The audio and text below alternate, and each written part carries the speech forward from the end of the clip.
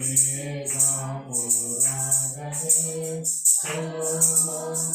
దేవాలయము మేఘములు రాగనే యాజకుని మహిమ నిలువలేకపోయి యాజకుని మహిమ నిలువలేకపోయి ఇశ్రాయేలు సైన్యమునకు ముందు నడచిన దైవమా నేడు మాతో కూడా నుండి నడిపించుము పూర్వపు ప్రవక్తలతో నరుల రక్షణ ప్రకటించ పూర్వపు ప్రవక్తలతో నరుల రక్షణ ప్రకటించ నన్ను వెతికెది వారికి దేవుడికెదనంచి నన్ను వెతికెది వారికి దేవుడికెదనంచి ఇశ్రాయేలు సైన్యమునకు ముందు నడచిన దైవమా ఇశ్రాయేలు సైన్యమునకు ముందు నడచిన దైవమా నేడు మాతో కూడా నుండి మమ్ము నడిపించుము నరులయందు నీదు ప్రేమ క్రీస్తు ద్వారా బయలుపరచి నరులయందు నీదు ప్రేమ క్రీస్తు ద్వారా బయలుపరచి శివరక్తము చేతమమ్ము సాక్షించి ఉంటివి శివరక్తము చేతమమ్ము సాక్షించి ఉంటివి ఇశ్రాయేలు సైన్యమునకు ముందు నడచిన దైవమా ఇశ్రాయేలు ముందు నడచిన దైవమా నేడు మాతో కూడా నుండి మమ్ము నడిపించుము నేడు మాతో కూడా నుండి మమ్ము నడిపించుము ఆది ఆపోస్తులపైనే ఆత్మవర్షము కుమ్మరించి ఆది ఆపోస్తులపైనే ఆత్మవర్షము కుమ్మరించి పద్మమాపై కుమ్మరించి మమ్ము నడిపించుము పద్మమాపై కుమ్మరించి మమ్ము నడిపించుము ఇశ్రాయేలు సైన్యమునకు ముందు నడచిన దైవమా ఇశ్రాయేలు సైన్యమునకు ముందు నడచిన దైవమా నేడు మాతో కూడా నుండి మమ్ము నడిపించుము నేడు మాతో కూడా నుండి మమ్ము నడిపించుము దేవుని స్తోత్రం దేవుని స్తోత్రం మంచిది అందరికీ వందనాలు మరి వాక్య పట్టణంలోకి వెళ్దాం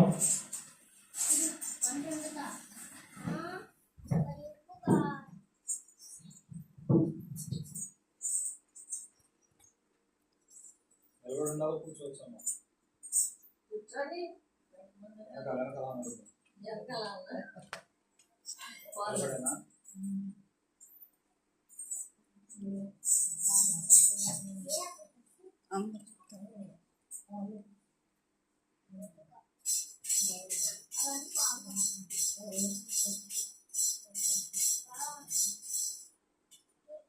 మనం వాక్య బోధనకు వెళ్దాం. వాక్య బోధనకు వెళ్ళే ముందు హెచ్చరిక. దేవుడు ఎప్పుడైనా సరే దేవునితో ఎవరైతే సహవాసం చేస్తారో, దేవుని కొరకు ఎవరైతే పాటుపడి ఉంటారో, దేవుని కొరకు ఎవరైతే నిలబడి ఉంటారో, దేవుని కొరకు ఎవరైతే మరి పశ్చాత్తాపడి దేవుని ఎదుగుతారో దేవుని వారు కనుగొందరు. దేవుని స్తోత్రం. ఇక్కడ లోకా సువార్త 10వ అధ్యాయంలో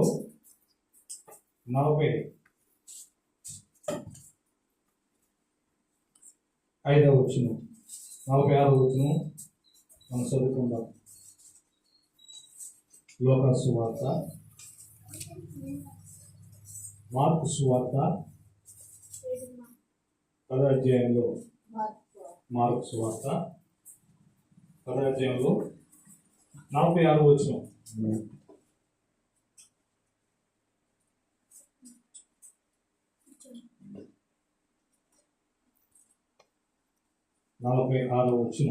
పదాధ్యాయంలో 46వ వచనం చదువుకుని ధ్యానించుకుందాం.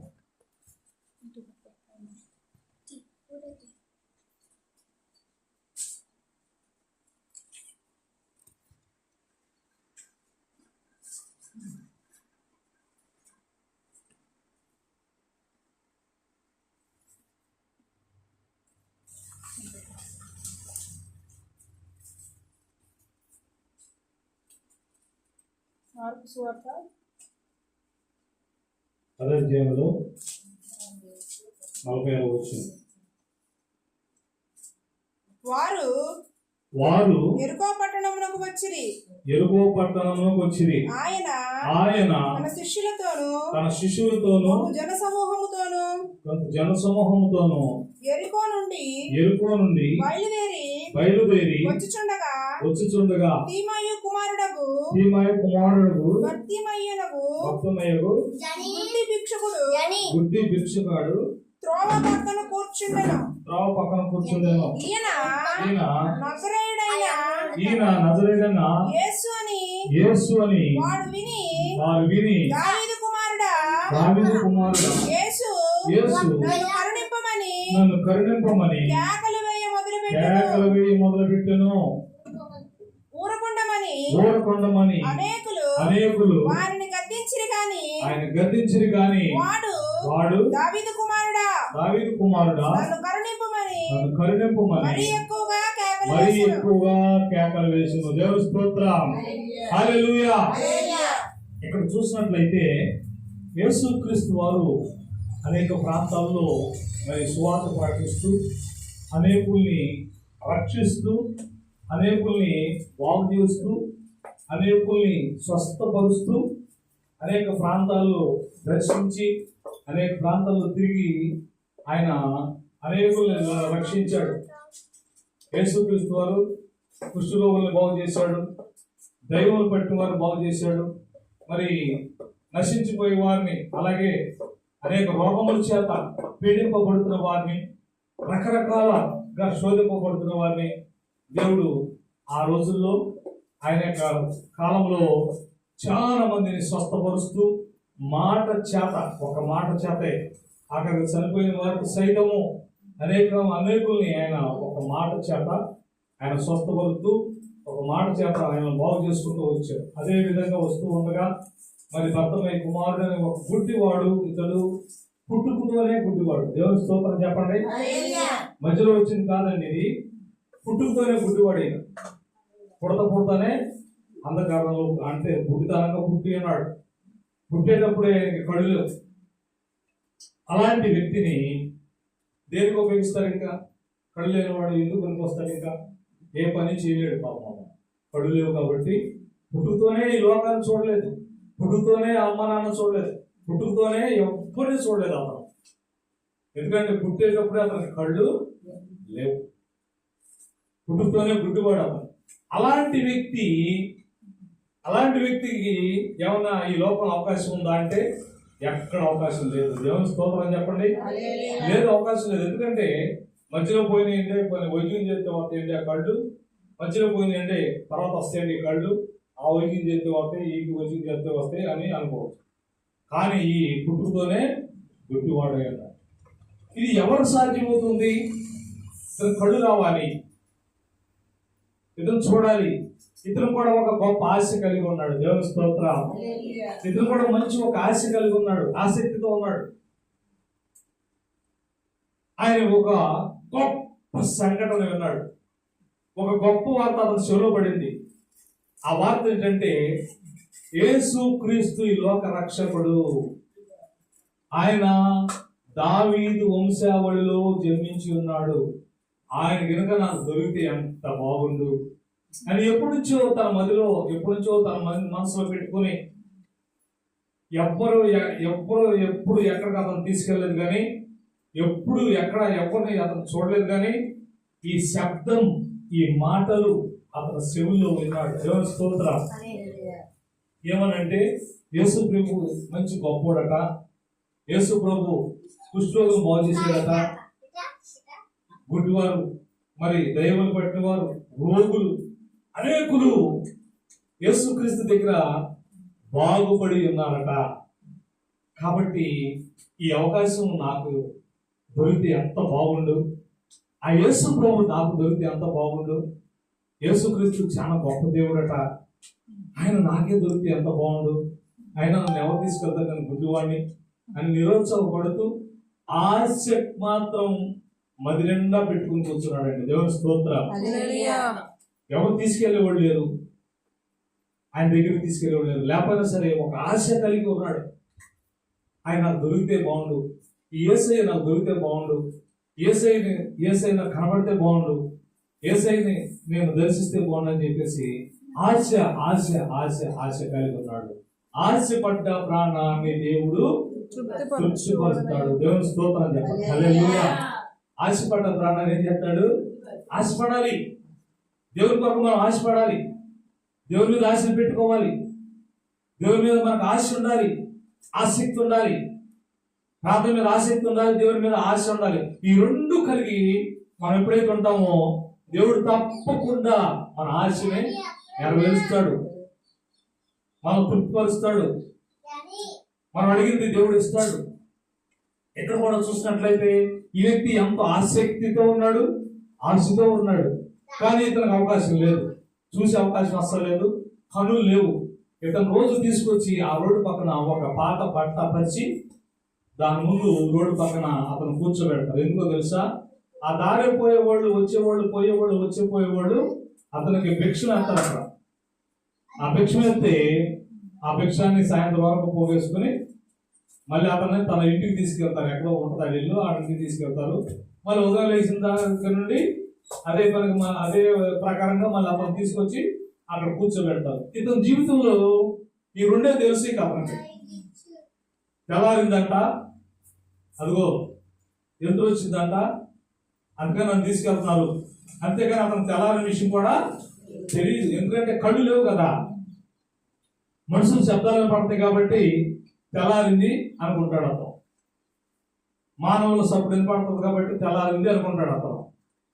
చలి తగ్గి కొంచెం వేడిగా ఉంటుంది కాబట్టి ఎండ వస్తుంది, ఎండ వస్తుంది కాబట్టి ఇది వేడి తెల్లారింది అని అతనికి అంతవరకే సిగ్నల్ తెలుసు అతనికి. ఇక అంతకు మించి అతనికి ఏమీ తెలియదు. అలాంటి వ్యక్తికి ఒక మంచి ఆసక్తి, ఎన్నిసార్ల ఎంతమంది చెప్పుకుంటే విన్నాడో, ఒక మంచి వార్త విన్నాడు. ఆ చెట్టు కింద లేకపోతే ఆ రోడ్డు పక్కన అనేకులు మాట్లాడుకుంటూ ఉన్నప్పుడు, అనేకులు చెప్పుకుంటూ ఉన్నప్పుడు ఒక విషయం, చాలా విషయాలు విన్నాడు, కానీ ఒక విషయం మాత్రం చాలా బాగా గుర్తు పెట్టుకున్నాడు. అతను పొద్దు నుండి సాయంత్రం వరకు అక్కడ కూర్చున్నప్పుడు చాలా విషయాలు మాట్లాడుకుంటూ ఉంటారు, చాలా మంది అటు నడుస్తూ ఉంటారు, చాలా మంది వెళ్తూ వస్తూ మాట్లాడుకుంటూ ఉంటారు. అవన్నీ ఇతను వింటూనే ఉంటాడు, కానీ ఒక్క విషయం మాత్రం అతను బాగా గుర్తు పెట్టుకున్నాడు. యేసు ప్రభు గొప్ప దేవుడు. దేవుని స్తోత్రం. యేసు ప్రభు గొప్ప దేవుడు.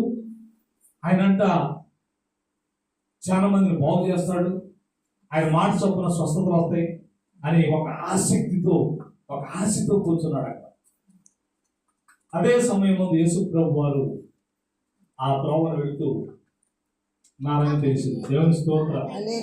ఈ త్రోవను యేసు ప్రభు వస్తున్నాడయ్యా ఈ రోజు అనగానే అతని హృదయం ఎంతో ఆనందంతో, అతని మనసంతా ఎంతో ఆనందంతో, సంతోషంతో, ఈ రోజు ఈ ఛాన్స్ నేను పోగొట్టుకోకూడదు అనే దృఢమైనటువంటి విశ్వాసం లోపల పెట్టుకున్నాడు. పొద్దు నుండి సాయంత్రం వరకు, సాయంత్రం నుంచి పొద్దున వరకు అక్కడ కూర్చొని వాడుకుంటాం, తీసుకెళ్తాం, ఇంటికాడ పెడతాం, మళ్ళీ తీసుకొచ్చి పెడతాం. ఇదే తన జీవితంలోగా రెండోది లేదు. కానీ ఇప్పుడు ఒక కొత్త విషయం అతని మనసులో వినబూసిందండి. దేవుని స్తోత్రం.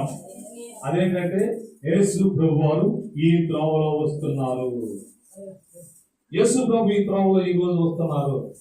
ఇంకా కొద్దిసేపులో వస్తారేమో, ఇంకా కాసేపులో వచ్చేస్తారేమో అని అతను ఎంతో ఆసక్తిగా తన హృదయం అంతా ఆయన మీదే పెట్టుకుని ఎదురు చూస్తున్న సమయంలో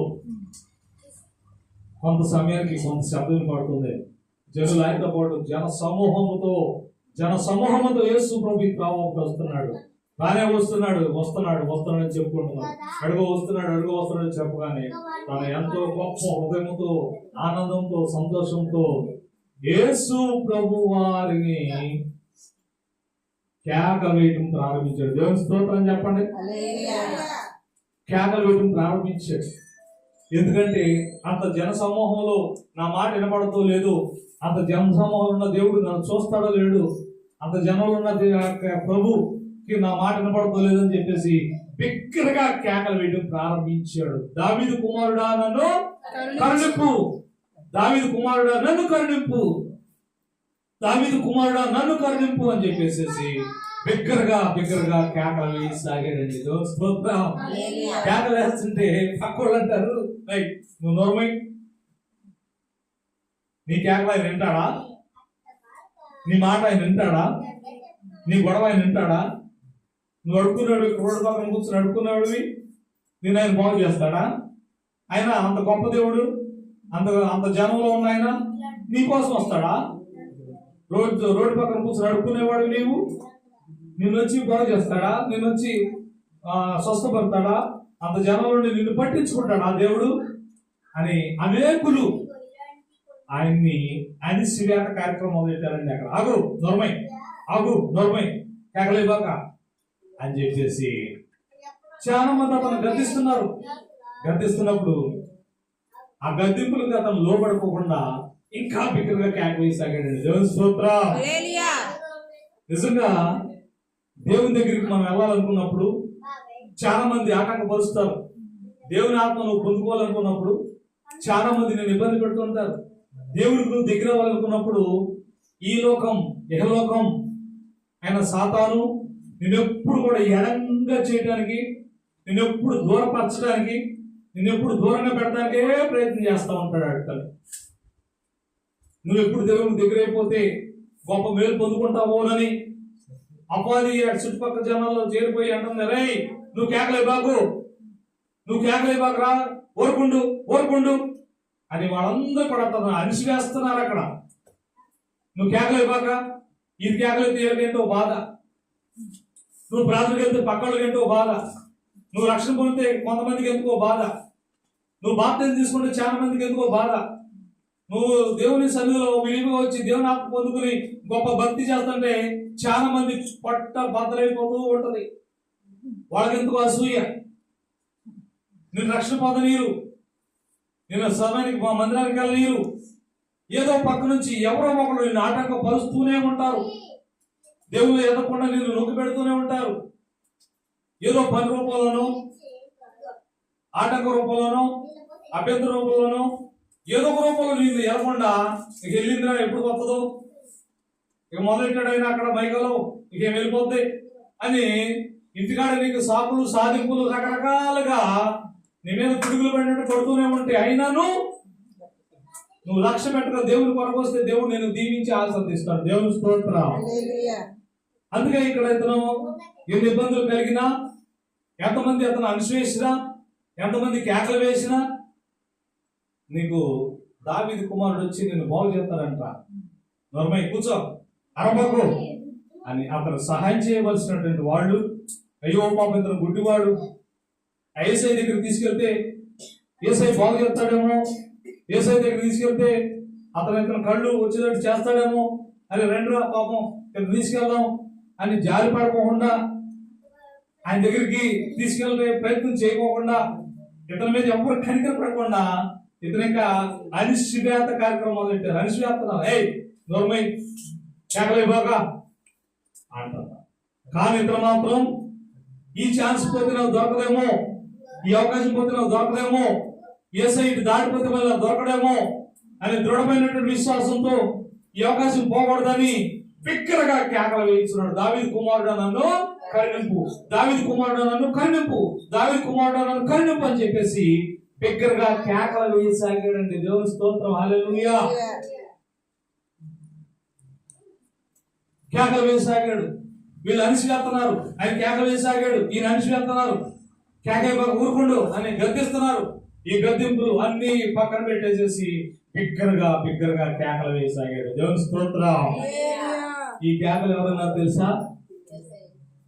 అటు వెళ్తూ ఉన్నటువంటి ఆ జనములో చాలా మంది అనుకుంటారు, ఈ ప్రపంచంలో చాలా మంది క్రైస్తవులు ఉన్నారు, చాలా మంది ప్రార్థన చేసేవాళ్ళు ఉన్నారు.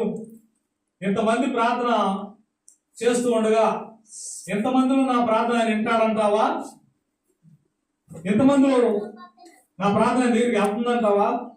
ఎంతమంది ప్రార్థన చేస్తూ ఉన్నప్పుడు నా ప్రార్థన ఆయన దగ్గరికి వెళ్తుందా, ఆయన వింటాడా అని అనుకుంటాం. కానీ ఆయన వేల మందిలో, వందల మందిలో, చాలా మందిలో ఉన్నటువంటి ఆ యేసు ప్రభు ఈ గుడ్డివాడు కేక వేయగా, ఈ గుడ్డివాడు దావీదు కుమారుడా నన్ను కరుణింపు, నన్ను దాటిపోవద్దని చెప్పేసి పెద్ద పెద్ద కేకలు వేయగా, ఈ కేకలు ఆయన చెవులు పడినాయండి. దేవుని స్తోత్రం.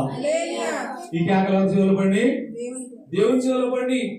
నీకు ఆపద వచ్చినప్పుడు, నీకు ఇబ్బంది వచ్చినప్పుడు నీవు కూడా దేవుని దగ్గర ప్రార్థన చేస్తే, నీవు కూడా దేవుని దగ్గర మొరపెట్టి కన్నీరు విడిచి నీకున్న బాధలు, నీకున్న శాతలు, నీకున్న సమస్తము ఆయన దగ్గర మొరపెడితే నీ ప్రార్థన ఆయన చెవిలో పడుతుంది. దేవుని స్తోత్రం చెప్పండి. హల్లెలూయా.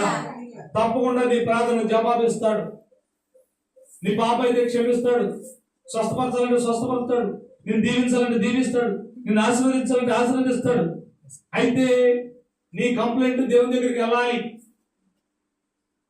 నీకున్నటువంటి కంప్లైంట్ చూడు, నువ్వు చెప్పేటువంటి యొక్క విషయం దేవుని దగ్గరికి చేరాలి. చేరాలంటే ఎలా చేరుతుంది? నువ్వు ఆసక్తితో ప్రార్థన చేయాలి, నువ్వు ఆసక్తితో దేవుని పిలవాలి, ఆసక్తితో దేవుని ఆహ్వానించాలి. అప్పుడే నీ ప్రార్థన దేవుని సన్నిధికి చేరుతుంది. తప్పకుండా ఆయన నీ ప్రార్థన ఆలకిస్తాడు. తగినటువంటి జవాబు, తగినటువంటి స్వస్థత, తగినటువంటి ఆశీర్వాదము నీకు దేవుడు తప్పకుండా ఇస్తాడు. దేవుని స్తోత్రం. ఇతను కూడా నిరుత్సాహపడకుండా కేకలు వేశాడు. బిగ్గరగా కేకలు వేసినప్పుడు యేసు ప్రభు వారు కేకలు విని వెంటనే నడిచే నడక ఆపేశాడండి. ఆ ప్రయాణం ఆపేసి నిలబడ్డాడు. అక్కడ నన్ను ఎవరో పిలుస్తున్నారు. దేవుని స్తోత్రం. అతను నా యొద్దకు తీసుకురండి. అక్కడ నన్ను ఎవరో పిలుస్తున్నారు, అతను నా యొద్దకు తీసుకురండి. అప్పుడు యేసు పిలిచి వారిని పిలువుడి చెప్పగా వారు గుడ్డివారిని పిలిచి ధైర్యము తెచ్చుకొనుము, ఆయన నిన్ను పిలుచుచున్నాడు. అంతటి వాడు బట్టను పారవేసి దిగ్గున లేచి యేసునొద్దకు వచ్చెను. దేవుని స్తోత్రం. హల్లెలూయా. చూడండి ప్రేమ దేవుని బిడ్డారా, చాలా మందికి దేవుని పిలుపు వస్తుంది. చాలా మందికి దేవుడు దర్శనాల్లో కానీ మరి వాక్యానుసారంగా కానీ దేవుడు చాలా మందితో మాట్లాడుతూ ఉంటాడు. మాట్లాడిన తర్వాత రక్షణ తీసుకోమన్న తర్వాత చాలా మంది రక్షణ తీసుకుంటారు. తీసుకున్న తర్వాత పాత జీవితాన్ని విడిచిపెట్టరండి. ఇదే అదే కొనసాగుతూ ఉంటారు. ఇతడు ఎప్పుడైతే యేసు ప్రభు పిలిచాడో తన ముందున్న బట్ట తీసి పక్కన పారవేసిన రాయబడింది. దేవుని స్తోత్రం చెప్పండి. యేసై పిలితే ఇంకా ఈ పాత జీవితం ఎందుకు? యేసై పిలితే ఈ జీవితం ఎందుకు? ఇంకా యేసై పిలితే మనకు ఈ పాత జీవితం అక్కర్లేదు. ఇక సమస్తం నూతన పరచబడెను. క్రీస్తు నెరుగుటే నూతన సృష్టి, యేసు నెరుగుటే నూతన సృష్టి, యేసులో జాయిన్ అవటే నూతన సృష్టి, యేసుని అంగీకరిస్తున్న నీకు నూతన సృష్టి, నూతన జీవితం వచ్చేసింది, నూతన బతుకు వచ్చేసింది అని అతను అంగీకరించాడు. దేవుని స్తోత్రం. అతను అంగీకరించాడు. ఇక రోజు అడుక్కునే పని లేదు నాకు. ఇంకా నేను అడుక్కోవాల్సిన అవసరం లేదు నాకు. ఎందుకంటే నన్ను పిలిచింది గొప్ప దేవుడు కనుక నేను మళ్ళీ రోజు ఈ బట్ట వేసుకుని ఇక్కడ కూర్చోవలసిన లేదు, నేను అడుక్కోవలసిన లేదు. నాకు దేవుడు జాగ్రత్త గ్యారంటీగా నాకు కళ్ళు ఇస్తాడు, నాకు చూపులు ఇస్తాడు, నాకు మళ్ళీ కొత్త జీవితం ప్రారంభమైపోతుంది అని చెప్పేసి అతను ముందే విశ్వాసించి దావీదు కుమారుడు అని కేకేసినప్పుడు, అతను తీసుకురమ్మన్నప్పుడు వెంటనే అతను మొదలు చేసిన విశ్వాసమైన గొప్ప పని ఏంటంటే మళ్ళీ ఆయన దగ్గరికి వెళ్ళిన తర్వాత కళ్ళు ఇస్తాడు, ఇవ్వడు, నాకు చూపు అప్పుదో రాదు, మళ్ళీ ఈ బట్ట మళ్ళీ అవసరం అవుతుందేమో, దీన్ని మళ్ళీ వేసుకుని అడుక్కోలేమో అని ఆలోచన అతనికి రాలేదండి. అతను గొప్పగా విశ్వసించాడు. ఈ పాత జీవితం నాకు ఉండదు, ఇక ఏసై దగ్గరికి వెళ్ళడంలోనే నాది మొత్తం మారిపోతుంది, లైఫ్ అంతా మారిపోతుంది, జీవితం మారిపోతుంది, నా పరిస్థితి మారిపోతుంది, నాకు సమస్తము కూడా మారిపోతుందని అతను విశ్వాసించి అతను ముందున్నటువంటి మొదటిగా బట్ట తీసి పక్కన వేశాడండి. దేవుని స్తోత్రం. మనము కూడా యేసు దగ్గరికి వచ్చేటప్పుడు పాత జీవితాన్ని, పాత రోత జీవితాన్ని, దేవునికి పనికిరానివి ఏవైతే ఉన్నాయో అవన్నీ కూడా తీసి పక్కన వదిలేయాలి. యేసులో ప్రవేశించేటప్పుడు, దేవుళ్ళను ప్రవేశించేటప్పుడు, దేవుని దగ్గరకు వచ్చేటప్పుడు ఇంకా పాత లోకపు ఆశలు కానీ, లోకాశలు కానీ, మరియు ఇహలోకమైన సంబంధమైనటువంటి కొన్ని వ్యతిరేకమైనవి కానీ, దేవునికి పనికిరానివి కానీ, మరి లోకంలో పనికిరానివి కానీ, నీతికి వ్యతిరేకమైనవి కానీ, పనికి మాలినవి కానీ, ఏమైనా దేవునికి వ్యతిరేకమైనవి కానీ, మరి దేవునికి పనికిరానివి కానీ, మనుషులకు పనికిరానివి కానీ, మరి ఏమైనా ఉంటే సమస్తమును వదులుకుని దేవుని దగ్గరకు రావాలండి. దేవుని స్తోత్రం. ఇలా నాడు చాలా మంది రక్షణ పొందుతున్నారు కానీ పాత అలవాట్లు మారతలేదు, పాత స్వభావం మారతలేదు, పాత అలవాట్లు మారతలేదు, అవి అవిగానే ఉంటున్నాయి. ఇక్కడికి వచ్చి కొత్తగా బైబిల్ పట్టుకుని రక్షణ పొందామని తెల్ల బట్టలు కట్టుకుని వస్తున్నారు కానీ అది సరైన విధానము కానే కాదు. నువ్వు పూర్తిగా మారిపోవాలి, రక్షణ పొందాలి, క్రీస్తునందు నువ్వు పూర్తిగా విశ్వాసము ఉంచాలి. ఉంచినప్పుడే దేవుడు నీ విషయంలో గొప్ప కార్యము చేస్తాడు. ఇతర విషయంలో కూడా అదే జరిగింది. అతను ఉన్నటువంటి ఎప్పుడైతే యేసు పిలుపు తనకు వచ్చిందో, అయ్యా నిన్ను యేసే తీసుకురామంటున్నాడు, ఆయన దగ్గరికి రమ్మంటున్నాడు అని చెప్పి ఎప్పుడైతే పిలిచారో దిక్కున లెగిసి తన ముందున్న బట్ట తీసి పక్కన పారేసేసి గబగబా యేసు ప్రభు దగ్గరికి వెళ్ళాడు. దేవుని స్తోత్రం చెప్పండి. యేసు ప్రభు దగ్గరికి వెళ్ళాడు. వెళ్ళగానే ఆయన ఏమన్నాడు చదవండి అక్కడ. యేసు నేను నీకేమి చేయగోరుచున్నాను వారిని అడగగా ఆ గుడ్డివాడు బోధకుడా నాకు దృష్టి కలుగజేయమని ఆయనతో అనెను. అందుకు యేసు నీవు వెళ్ళుము నీ విశ్వాసము నిన్ను స్వస్థపరిచినని చెప్పెను. దేవుని స్తోత్రం. హల్లెలూయా. నీ విశ్వాసము నిన్ను స్వస్థపరచుననెను. వెంటనే వాడు త్రోవను ఆయన వెంట చూపు పొంది వెళ్ళును. వెంటనే అతను ఏం పొందాడు? దేవుని స్తోత్రం చెప్పండి. హల్లెలూయా. అంత ముందు అతని పరిస్థితి ఏంటి? లోకాన్ని అసలు చూడలేదు, ప్రపంచాన్ని చూడలేదు, పుట్టుతోనే గుడ్డివాడై ఉన్నాడు. మరి యేసయ్య ఏమన్నాడంటే గొప్ప సంగతి ఎక్కడైతే నీ విశ్వాసమే నిన్ను స్వస్థపరచు. ఆ విశ్వాసం ఉందా? ఇవాళ వెళ్తున్నాం సంవత్సరాలు సర్వీస్ పెరిగిపోతుంది కానీ విశ్వాసం పెరగట్లేదు. వారాలు పెరిగిపోతున్నాయి, నెలలు పెరిగిపోతున్నాయి, సంవత్సరాలు పెరిగిపోతున్నాయి కానీ మనుషులు ఒక తరిగిపోతుంది, విశ్వాసం తరిగిపోతుంది. ఆయన చెప్పిన మాత్రం మాట ఏంటంటే కళ్ళు రాకమునుపు నీ విశ్వాసమే నిన్ను స్వస్థపరచు. దేవుని స్తోత్రం. నీకు ఆ విశ్వాసం ఉండాలి. ఆ విశ్వాసంతో నువ్వు ప్రార్థన చేయాలి. ఆ విశ్వాసంతో నువ్వు నిండుగా ఉండాలి. ఆ విశ్వాసంతో నువ్వు దేవుని అడగాలి. అడిగినవన్నీ నువ్వు పొందుకును గాక. దేవుని స్తోత్రం. నీ విశ్వాసంతో నువ్వు ఏదైతే అడుగుతున్నావో అవి నువ్వు పొందుకుంటావు. అడుగుతూనే జరుగుద్ది అంటావా? అడుగుతూనే ఇది ఎక్కడ జరుగుతులే అని మాత్రం నువ్వు అనుకోవద్దు.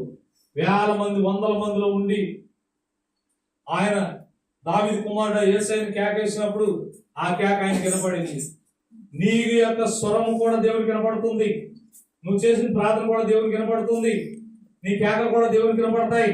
ఎప్పుడైనా మన దేవుని నువ్వు కేకలు వేసి అడిగావా? దేవుని మొరపెట్టి అడిగావా? దేవుని దగ్గర కుమ్మరించావా? నీ ఆత్మ కుమ్మరించావా?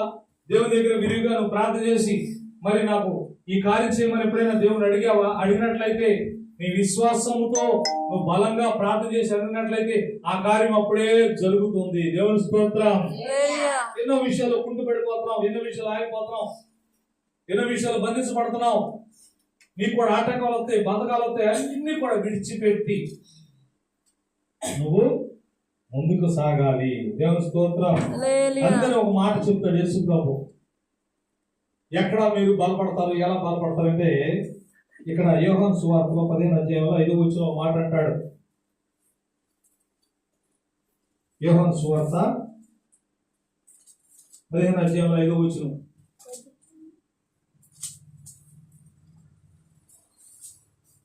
ద్రాక్షావళిని నేను, ద్రాక్షావళిని నేను, తీగలు మీరు. తీగలు మీరు.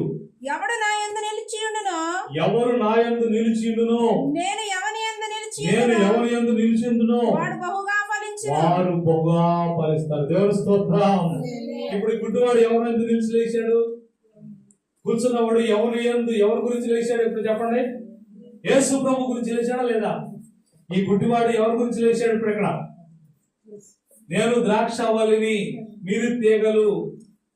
ఎవడు నా యందు ఎవరు నా యందు నిలిచియుండునో, ఎవరి యందు నేను నిలిచియుండు, ఎవరి యందు నేను నిలిచియుందునో వారు బహుగా ఫలింతురు. దేవుని స్తోత్రం. ఇక్కడ చూసినట్లయితే ఈ గుడ్డివాడు జనమందు నిలిచున్నాడా? ఆగమని అరిసేవాడు ఎందు నిలిచున్నాడా? కేకలు వేసే ఎందు నిలిచున్నాడా అని చూసినట్లయితే యేసు వచ్చాడని దిక్కులు లేచాడండి. దేవుని స్తోత్రం. యేసు ప్రభు కేకేశాడని, యేసు ప్రభు ఇటు వస్తున్నాడని ఆసక్తితో ఇతను ఏం చేశాడంటే దిక్కుల లేచి నిలబడి యేసయ్య దగ్గరికి వెళ్ళాడు. అందుకని ఇక్కడ దేవుడు ఏమంటాడంటే ఎవరు నా యందు నిలిచి ఉందురో. నువ్వు దేవుని యందు నిలిచి ఉండాలి. ఈ లోకంలో ఎన్నో రకాలుగా నిన్ను పడేసే కార్యక్రమాలు ఉంటాయి.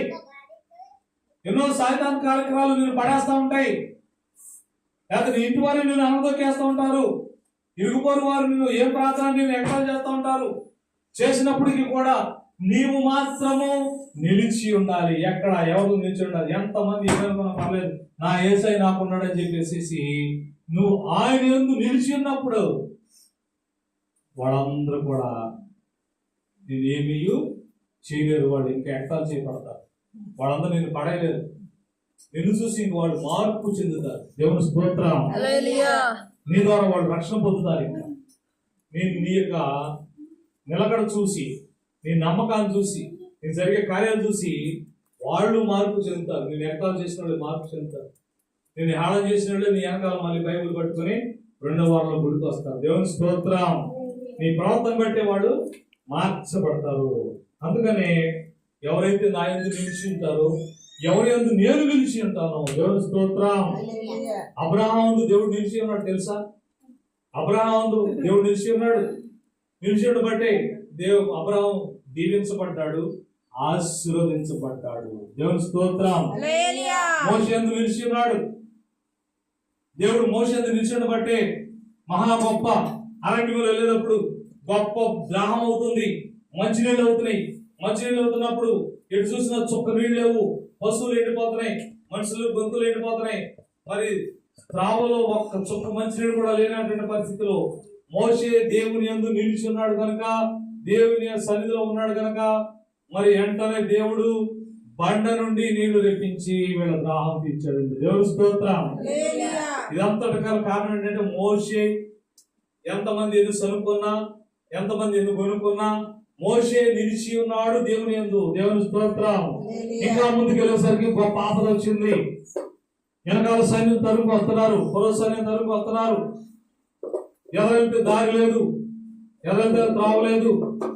అడ్డంగా ఎర్ర సముద్రం అడ్డం వచ్చేసింది. అది తలకిందులుగా పొంగి పొరుతుంది. వీళ్ళకి తావలేదు. అప్పుడు మోషే ఎవరెందు నిలిచి ఉన్నాడు? జనబలం చూసి నిలిచి ఉన్నాడా?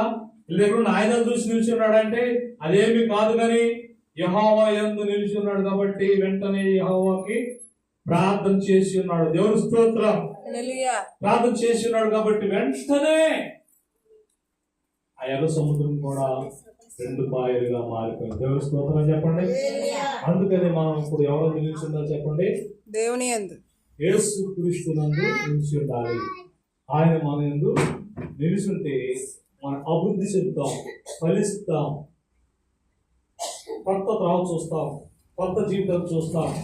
అతను ఏనాడు చూడనటువంటి వెలుగు చూశాడు, ఏనాడు చూడనటువంటి దేవుడు చూశాడు. ఎందుకు తెలుసా? యేసు క్రీస్తు రాగానే ఆయన యందు ఆ గుడ్డివాడు నిలిచి ఉన్నాడు. దేవుని స్తోత్రం. హల్లెలూయా. మనము కూడా విశ్వాసంతో నిలిచి ఉండాలి. ఎన్ని బాధలు వచ్చినా, ఎన్ని శోధనలు వచ్చినా, ఎన్ని కష్టాలు వచ్చినా, ఎన్ని బాధలు వచ్చినా, ఎన్ని ఇబ్బందులు వచ్చినా, ఎన్ని అవమానాలు వచ్చినా, ఎన్ని వచ్చినా యేసు క్రీస్తు నందు మనం నిలిచి ఉంటే, ఆయన ఎవడైతే నా యందు నిలిచి ఉంటుందో నేను వాని యందు నిలిచుంటాను. దేవుని స్తోత్రం. నేను ద్రాక్షవల్లిని, మీరు తీగలు. మీరు ఇంకా బహుగా ఫలించాలన్నాడు, ఇంకా బహుగా ఫలింపజేస్తాడు. కాబట్టి ప్రేమ దేవుని బిడ్డలారా, మనందరం విశ్వాసంతో ఆయన యందు నిలిచి ఉండాలి. మరి ఎన్ని కష్టాలు వచ్చినా, ఎన్ని ఇబ్బందులు వచ్చినా ఆయన యందు మనం నిలిచుంటే ఆయన మన యందు నిలిచి ఉంటాడు. దేవుని స్తోత్రం. ఈ మాటలు దేవుడు దీవించాడు.